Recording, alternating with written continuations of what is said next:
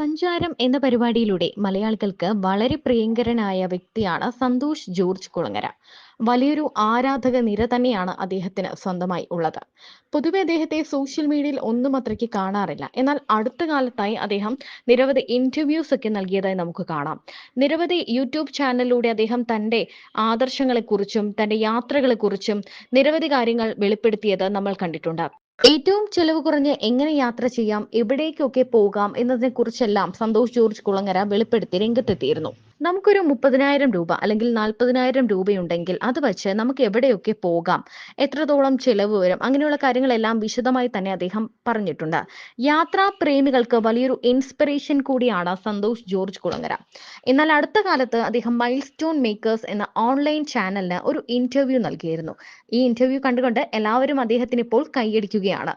ശരിക്കും ഒരു അഭിമുഖം നൽകുകയാണെങ്കിൽ ഇങ്ങനെയാണ് നൽകേണ്ടതെന്നും ആവശ്യമില്ലാത്ത അവതാരികയുടെ ചോദ്യങ്ങൾക്കൊക്കെ ഇതുപോലെ കുറിക്കുകൊള്ളുന്ന മറുപടി നൽകണമെന്നും ഒക്കെയാണ് പലരും പറയുന്നത്. ഈ ഒരു അഭിമുഖത്തിൽ AR റഹ്മാന്റെ വിവാഹമോചനത്തെക്കുറിച്ചും സംസാരിക്കുന്നുണ്ട്. AR റഹ്മാൻ വിവാഹമോചനം നടത്തിയതിനെ പറ്റി എത്രത്തോളം വാർത്തകളാണ് വന്നത് എന്നാണ് അദ്ദേഹം ചോദിക്കുന്നത്. നമ്മളിപ്പോൾ ഒരു ഡൈവോഴ്സിനെ കുറിച്ച് ഒരു താരങ്ങളുടെ അല്ലെങ്കിൽ പ്രശസ്തരായ വ്യക്തികളുടെ ഡൈവോഴ്സിനെ കുറിച്ച് പറയുമ്പോൾ അതിൻ്റെ അടിയിൽ വരുന്ന എന്തെല്ലാം അശ്ലീല കമൻറ്റുകളാണ്, എന്തെല്ലാം മോശം കമൻറ്റുകളാണ്. ഈ ഡൈവോഴ്സിന് കാരണമാക്കിയ സാഹചര്യങ്ങൾ എന്തെങ്കിലും നമുക്കറിയുമോ? അറിയില്ല. ഒരു തരത്തിലും. നമ്മളായിരുന്നു അതിന് സ്ഥാനത്തെങ്കിൽ 7 പണ്ട് ചിലപ്പോൾ ഡൈവോഴ്സ് ചെയ്ത് പോകേണ്ട കേസായിരിക്കും അത്, അല്ലേ? അല്ലെങ്കിൽ നമ്മൾ ആത്മഹത്യ ചെയ്യേണ്ട ഒരു കേസായിരിക്കും അത്. നമുക്കൊന്നും അറിയാത്ത വലിയൊരു പ്രശ്നം ആ കുടുംബത്തിലുണ്ടായിരിക്കാം. ഇതൊന്നും അറിയാത്ത നമ്മൾ പുറത്തു നിന്ന് എന്ത് കമന്റ് ഇടാനാണ്? നമ്മൾ സ്വയം വിഡ്ഢിയാകല്ലേ അതിലൂടെ സംഭവിക്കുന്നത്, അല്ലേ? അവർക്ക് വാലിഡായ ഒരു കാരണം കാണും, ഇല്ലേ? അല്ലാതെ ഇത്ര നാൾ ഒന്നിച്ച് ജീവിച്ച ഒരാൾ തീരുമാനം എടുക്കില്ല. ഇപ്പോൾ AR റഹ്മാൻ ഡൈവോഴ്സ് ചെയ്യാൻ പോകുമ്പോൾ എന്തെല്ലാം ആക്ഷേപങ്ങൾ അതിൻ്റെ ഇട്ടത്. AR റഹ്മാനേക്കാൾ ബുദ്ധിയുണ്ടോ നിങ്ങൾക്ക് അയാളുടെ കുടുംബത്തെക്കുറിച്ച് അഭിപ്രായം പറയാൻ? ആ കുടുംബത്തിൽ എന്താ നടന്നതെന്ന് നിങ്ങൾക്ക് അതിനേക്കാൾ ധാരണയുണ്ടോ? ഇത്രയും കാലം ഒന്നിച്ച് ജീവിച്ച AR റഹ്മാനും ഭാര്യയ്ക്കും ഉള്ളതിനേക്കാൾ വിവരമാണോ നിങ്ങൾക്കുള്ളത് ആ കുടുംബത്തെക്കുറിച്ച് അഭിപ്രായം പറയാൻ? ഒരുപാട് അലിഗേഷൻസ് അല്ലേ സാർ? അതാ ഞാൻ പറഞ്ഞത്. ഇപ്പൊ AR റഹ്മാൻ എവിടെ നിൽക്കുന്നു?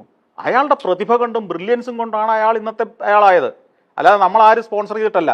റഹ്മാൻ അങ്ങ് വളർത്തിക്കളയാന്ന് വിചാരിച്ച് 92-ല് റോജ ഇറങ്ങുന്നതിന് മുമ്പ് നമ്മളെല്ലാം കൂടെ പിരിവെടുത്ത് അയാളെ വളർത്തിയതാണോ? അയാളുടെ പ്രതിഭ കൊണ്ട് അയാൾ വളർന്നു കഴിഞ്ഞപ്പോൾ നമ്മളൊക്കെ അയാളുടെ ആരാധകരായി മാറിയതാണ്. ഒരു ദിവസം അയാളും അയാളുടെ ഭാര്യയും കൂടെ തീരുമാനിക്കുന്നു ഇത്രയും വർഷങ്ങൾക്ക് ശേഷം, 29 വർഷങ്ങൾക്ക് ശേഷം പിരിയാനെങ്കിൽ അതിനൊരു കാരണമുണ്ടെന്നും റഹ്മാൻ നിങ്ങൾ ആലോചിച്ചെടുത്ത തീരുമാനമാണെങ്കിൽ നിങ്ങൾക്ക് നല്ലത് വരട്ടെ എന്ന് ആശംസിക്കുക മാത്രമാണ് നമ്മൾ ചെയ്യേണ്ടത്, പ്രബുദ്ധരാണെങ്കിൽ, അല്ലേ?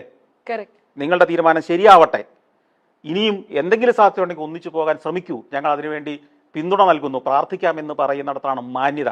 അല്ലാതെ കമന്റ് ഇട്ടവനൊക്കെ സെപ്റ്റിക് ടാങ്കിനേക്കാൾ വൃത്തികെട്ട മനസ്സുള്ളവരാ. എന്നിട്ടാണ് റഹ്മാനെ ഉപദേശിക്കാൻ പോകുന്നത്.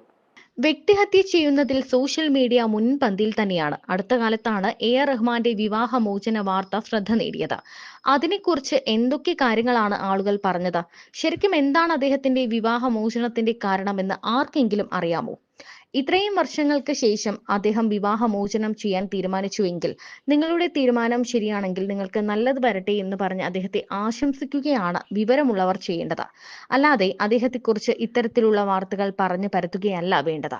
ഒരു ദിവസം നമ്മൾ പിരിവിട്ട് വിജയിപ്പിച്ചെടുത്ത ഒരാളല്ല AR റഹ്മാൻ. റോജ എന്ന ചിത്രം റിലീസായതിനു ശേഷം ആരെങ്കിലും പിരിവിട്ട് അദ്ദേഹത്തെ വിജയിപ്പിച്ചെടുത്തതാണോ? ഒരിക്കലുമല്ല. അദ്ദേഹം സ്വന്തം കഴിവുകൊണ്ട് വിജയിച്ചു വന്ന ആളാണ്. അങ്ങനെ അദ്ദേഹത്തിന്റെ ആരാധകരായവരാണ് നമ്മളൊക്കെ. അങ്ങനെയുള്ള നമ്മൾ അദ്ദേഹത്തെ പോലെയുള്ള ഒരാൾ വിവാഹമോചനം നടത്തി എന്ന് പറയുമ്പോൾ ഇത്തരത്തിലുള്ള വാർത്തകൾ ഉണ്ടാക്കുന്നത് ശരിയായ രീതിയല്ല എന്നാണ് സന്തോഷ് ജോർജ് കുളങ്ങര പറയുന്നത്. അദ്ദേഹത്തിന്റെ വാക്കുകൾ വളരെ വേഗം തന്നെ ശ്രദ്ധ നേടുകയാണ് ചെയ്തത്. ഇന്നത്തെ സോഷ്യൽ മീഡിയ ഇത് ഭയങ്കര രൂക്ഷമാണ്. സോഷ്യൽ മീഡിയ ഇതിൽ കുറച്ച് ഓവറാണ്. വ്യക്തിഹത്യ. നിങ്ങൾ അറിയാത്ത ഒരു മനുഷ്യന്റെ ഏതെങ്കിലും ഒരു സെന്റൻസ് കേട്ടിട്ട് അവനെ എന്തിനാണ് ചീത്ത വിളിക്കുന്നത്, കൊല്ലുന്നത്? ഏതോ സാഹചര്യം നമ്മളൊക്കെ എന്തെല്ലാം സെന്റൻസുകൾ ആ സന്ദർഭത്തിൽ നടത്തിയെടുത്താൽ നമ്മളൊക്കെ പറഞ്ഞത് തെറ്റായി പോകാവുന്ന, വ്യാഖ്യാനിക്കാവുന്ന എത്രയോ സെന്റൻസുകളും വാക്കുകളും നമ്മളൊക്കെ പറഞ്ഞിട്ടുണ്ടല്ലേ? ഇല്ലേ? നമ്മൾ ഈ പറഞ്ഞതിലെ നമ്മൾ ഇത്ര നേരം പറഞ്ഞതിലെ ഏതെങ്കിലും ഒരു സെന്റൻസ് എടുത്തിട്ട് മറ്റൊരിടത്ത് കൊണ്ടുപോയി വെച്ചാൽ, അല്ലെങ്കിൽ ആ സെന്റൻസ് മാത്രം എടുത്തിട്ട് വേറൊരു സ്ഥലത്ത് കൊണ്ടുപോയി വെച്ചാൽ ഒരു കോൺട്രാസ്റ്റ് അർത്ഥം വരുന്ന എത്രയോ സാഹചര്യങ്ങളുണ്ട്. അതുമാത്രം കേട്ടിട്ട് ഇയാൾ ഇത് മാത്രമാണ് പറഞ്ഞതെന്ന് കരുതിയിട്ടോ അല്ലെങ്കിൽ കരുതാതെയോ ഒരു മനുഷ്യനെയും അവൻ്റെ കുടുംബാംഗങ്ങളെയും മാതാപിതാക്കളെയും മക്കളെയും എല്ലാം പിന്നെ ശിഷ്ടകാല ഈ ഭൂമി ജീവിക്കാനേ അർഹരല്ല എന്നുള്ള മട്ടിൽ കൊല വിളിക്കുന്നത് എന്ത് മനുഷ്യത്വമാണ്? എന്നിട്ടാണോ ഈ സംസ്കാരത്തെക്കുറിച്ച് പറയുന്നത്? എന്നിട്ടാണോ മനുഷ്യത്വത്തെക്കുറിച്ച് പറയുന്നത്? എന്നിട്ടാണോ നിങ്ങൾ നാട്ടുകാരെ നന്നാക്കുന്നതിനെക്കുറിച്ച് പറയുന്നത്? അപ്പം നമ്മൾ നിയന്ത്രിക്കുക. നമ്മുടെ ഒരു വാക്ക്, നമ്മൾ അറിയുന്ന ഒരാളാണെന്നിരിക്കട്ടെ, സമൂഹത്തിൽ കൃത്യമായ ധാരണയുള്ള ഒരു വ്യക്തിയാണെന്നിരിക്കട്ടെ, അയാൾ ചെയ്ത വൃത്തികേടാണെങ്കിൽ നമ്മൾ വിമർശിക്കണം, പരിഹസിക്കണം. പക്ഷേ പല സ്ഥലത്തുനിന്ന് അടർത്തിയെടുത്ത് അങ്ങനെയാണെങ്കിൽ പോലും നമ്മൾ അതിനൊരു മിതത്വം പാലിക്കണം, വേണ്ടേ?